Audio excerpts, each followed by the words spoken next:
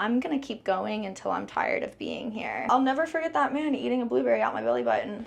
Hey guys, today we're at the Chicken Ranch and we are meeting Tessa Sinclair. She's gonna give us a private tour of her room and tell us what it's like to work in this industry. Hey guys, I'm Tessa Sinclair and we're here at the Chicken Ranch. I'm gonna be answering some questions here just to let you guys know a little more about me. So if you wanna find me on social media, you can find me on TikTok, Instagram, or X by Tessa Sins. You can also find me on Twitch or other exclusive spicy platforms. Are you a gamer? So I do some gaming on there. I also will do like just chat with me, and I'll live stream with other girls here in the house sometimes, and we'll talk to you guys, or we'll play a game together and go live while we're playing. Lots of different things I do on Twitch. I also will do TikTok live as well sometimes. How long have you been in this industry? So I started working at the ranches when I was 21, but I started dancing right at 18. I've worked at multiple like well-known strip clubs across America. I've worked at Spearmint, Rhino here in Vegas. I've worked at the Cheetah in Atlanta. I've worked at the Pink Pony Club. All sorts of different forms of adult entertainment, not just the ranches. What was the transition like from being a dancer to working at the ranch? Like, what was the deciding factor? It was definitely looking for faster, easier money. With being in the strip club, you're working 8 hours straight, sometimes at least 6 hours straight on your feet, non-stop. Here, I might be technically working 24 hours a day, but most of my day is spent doing things that I want to do, like my hobbies and just hanging out with the other girls.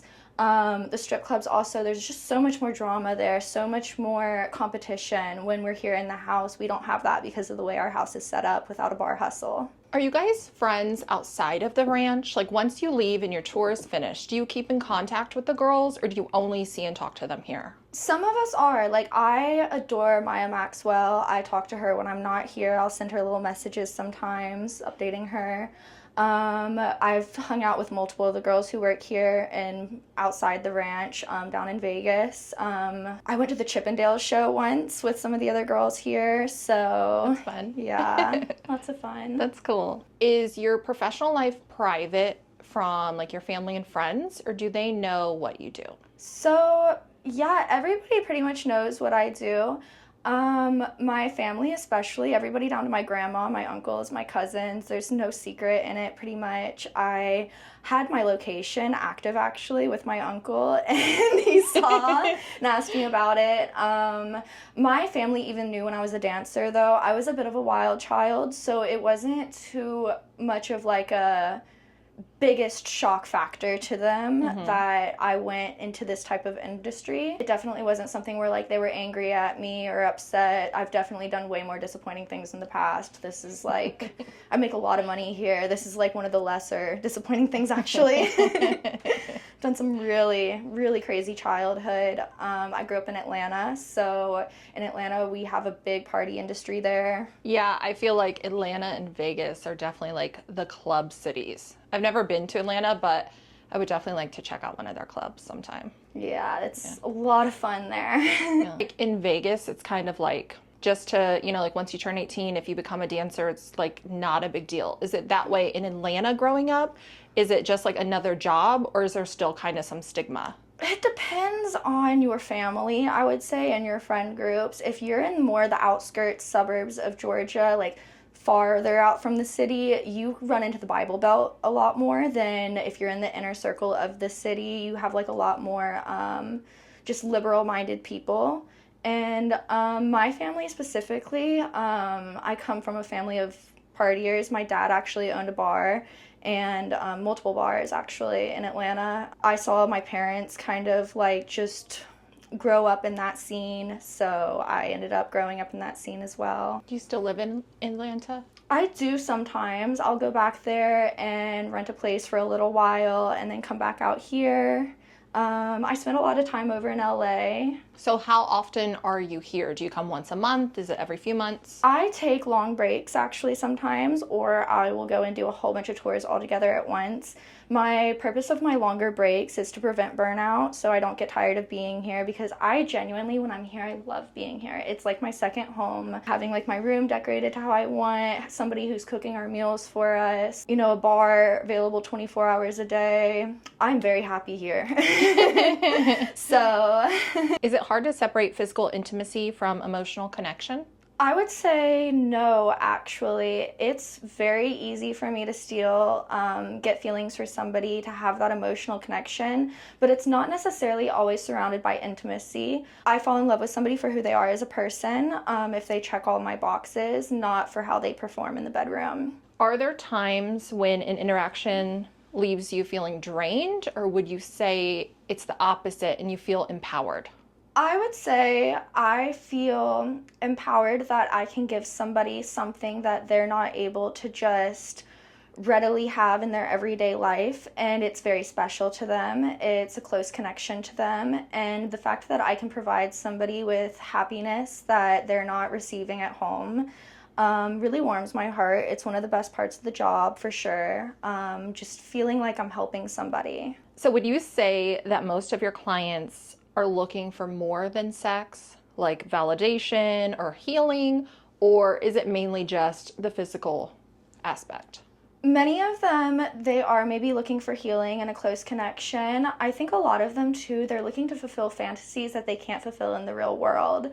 So something that they may not be comfortable doing with their wife or with their girlfriend or with women that they meet in the everyday world, that they're too scared to ask for. When they come here, it's like they're in a fantasy world that they can ask for whatever they want, and as long as they meet our means, they can receive it.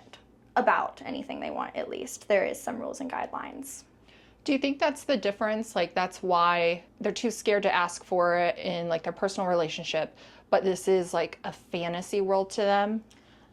So then they're just more comfortable? Or do you think because they're like, well, I'm paying for it so I can have it? Yes, I would say maybe a bit of that second part. I don't want to say necessarily that they don't see us as like humans to be scared of our opinions, that we're more of just like objects or whatever. I wouldn't say it's that far. It's definitely easier to ask a girl here than a girl in the real world who may go back to some of your friends and repeat what you asked them for, or maybe they're friends with other girls that you may be interested in, and everybody's going to find out possibly, versus if you ask us here, I don't know anybody, so I can't run around and tell anybody. That's true. So they don't expect the judgment, but even if there is, who are you going to tell? Exactly. So yeah. I get a lot of comments, people asking about the price, and I explain to them like that's not something you can find out here. You have to go there, be behind closed doors. They don't quite get that. But exactly. People do always ask like, oh, well, what could I get for this? And so a lot of times the questions, it seems like, oh, well, if it's not actual sex, maybe it's going to be cheaper. But I always assumed that you look at it like it's just the time. It doesn't really matter what you're doing, whether you want to cuddle or you want to play a game. It's like, do you charge based on what the actual, how you spend the time, or do you just charge based on time? I keep my time in mind when making my pricing. We do all make our pricing individually. If a client comes in and he wants a movie and a cuddle party and that's going to last 4 hours, I probably wouldn't necessarily charge him as much as somebody who wants to be in the dungeon for 4 hours, for an example.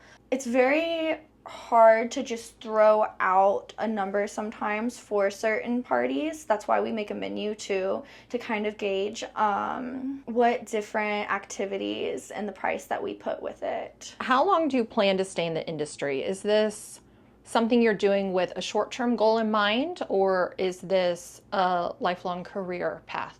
So my first objective was to be able to set myself up to be able to live rent-free and have no bills to pay, like car payments and etc., which I've now accomplished a way to do that if I wanted to, but I want to go further with it. So of course I do want multiple properties, multiple homes, maybe some vacation homes in another country or something. And if I want to keep working till that point, I can. But if I decide at this point that I want to stop and explore maybe an romantic emotional connection that I have, or just stop in general because I'm just not feeling it anymore. Maybe I want to travel. I feel like I have enough money, that I've invested enough, that I'm fine.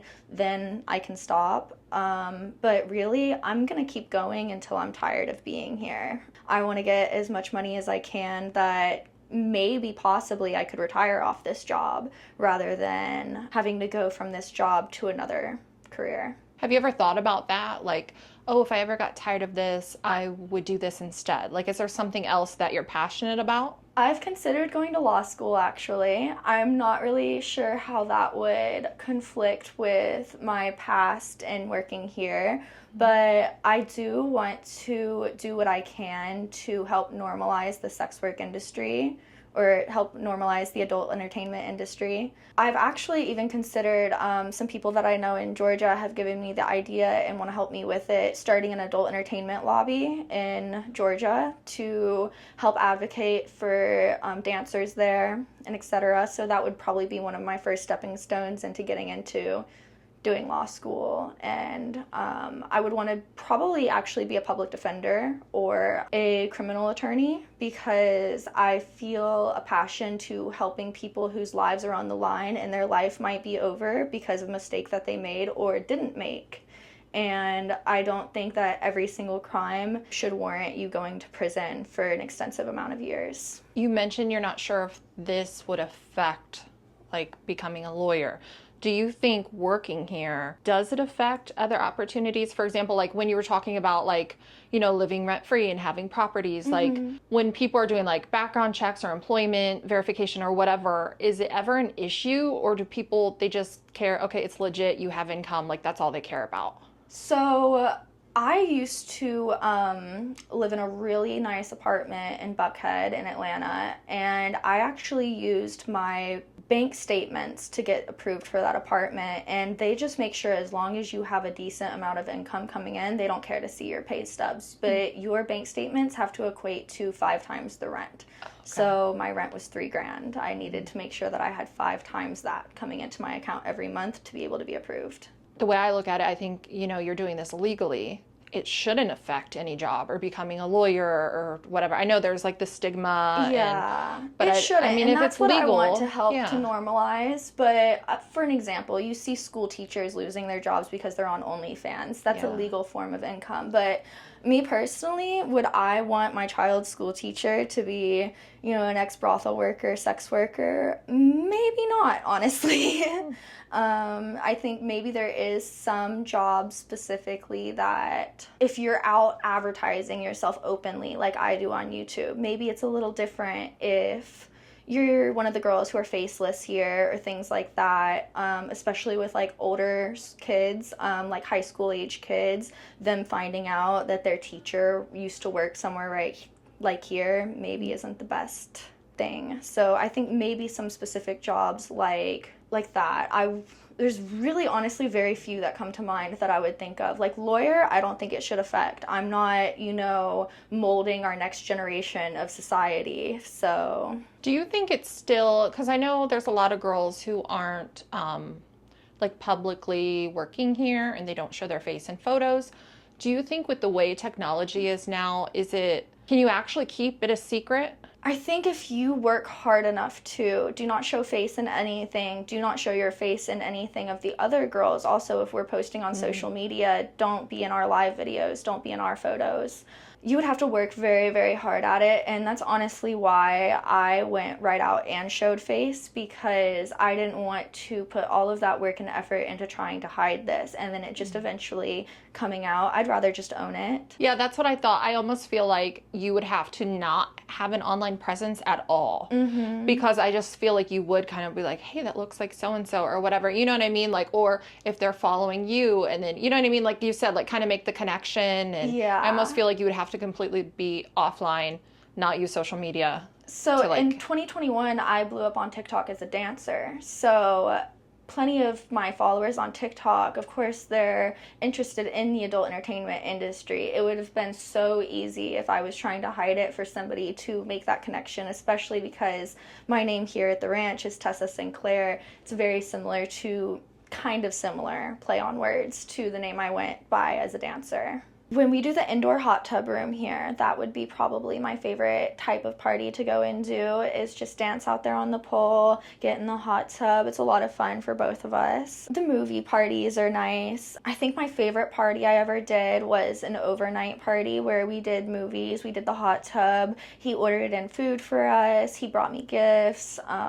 He was probably one of the nicest clients that I had who was very understanding of like all of my boundaries and rules, didn't try to press any of them. Now, most shocking, I had a guy bring a creme brulee. You know, like the creme brulee with the hard sugar shell and the berries on top. And he wanted to put it on like me and eat it off. And I'll never forget that man eating a blueberry out my belly button. Yeah, that one right there, that was the most shocking, wild type of request that I've had, I'd say. You know, it didn't upset me. Of course, I still took the party. If there's any party here that we don't want to take, that we're not comfortable with, we can reject the party. It was different. I haven't had that happen before. That's an interesting choice of dessert. Like, because I feel like it would be sticky because, like, the hard, like, top, you know, like whipped cream or whatever, that would be, like, normal. But I'm like, wow, that's a very interesting. He must have really liked creme brulee. Yeah. It's his favorite. That was, yeah, something. Thank you for sharing that. And then I have a subscriber question. How is it around the holidays here? Like, do you usually work around, like, Christmas or Thanksgiving? Like, are you guys busy or is that a slow time? So, me personally, I don't have a very close-knit family anymore. We've lost a few of our family members that kept us very close-knit together, where we would throw family events together. So, I don't spend Christmas with my family. I don't spend Thanksgiving with my family. I don't spend Easter with my family. None of the above. If I was in a romantic relationship in the past, that's who I would usually pass holidays with. I usually will book that date around Thanksgiving to be here, because even if we're not super busy, it's very nice being here with the other girls. We'll have Thanksgiving dinner together in the kitchen, our big kitchen table. So I don't mind being here at all for the holidays. We are open 24/7, so somebody has to be here. Cool. Thank you so much for taking the time to talk to me today. That's really cute. I like the glitter. The little book of a bunch of different Dolly Parton quotes, like this one: if you don't like the road you're walking, start paving another one. That's a good one. And then I have some sparkly cowgirl boots here. And here I have some Dolly Parton coasters. They have different quotes on them as well, like, in a world of Jolene's, be a dolly. If you want a rainbow, you gotta put up with the rain. It's hard to be a diamond in a rhinestone world. I like that one. Yes. So those are really cute. Dolly Parton themed things here. And just Southern cowgirl as well. Another cowgirl hat up there. Oh, that's so cute. And I love taking videos, like little TikTok videos, and like cowgirl themed outfits, like maybe little boots with this. Yeah, the ranch did originate in Texas, so it fits. Perfect. Thank you for coming out to the ranch to talk to us. I enjoyed sharing all of this with you guys as well. Thank you so much. I hope you guys had fun hanging out. Please don't forget to like and subscribe, and I will see you next time. Bye, guys.